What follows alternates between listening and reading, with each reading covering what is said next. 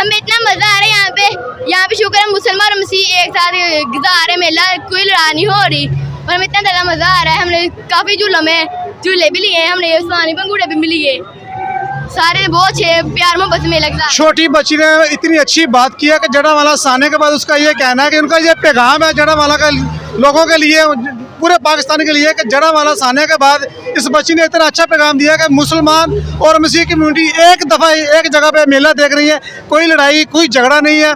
कुछ लोगों ने नफरत अंगेज़ मवाद फैलाया था जिस वजह से जो मामला पेश आया। बेटा कितनी खुशी, आप और क्या कहना चाहती हैं इस बारे में?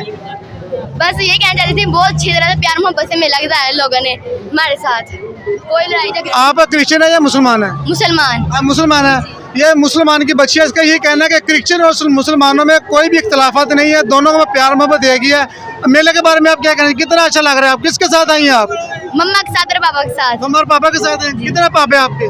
पापा घर वापस चले गए हैं। पापा चलेंगे वापस? मेरे भाई वो खड़े हुए हैं यहाँ पे थे, अभी चले। भाई भी आपके साथ ही है? जी। खूब एंजॉय किया, झूले लिए? जी बहुत एंजॉय किया हमने। किसी किस्म की कोई परेशानी, कोई टेंशन नहीं है आपको? नहीं किसी किस्म की परेशानी। ठीक है बेटा।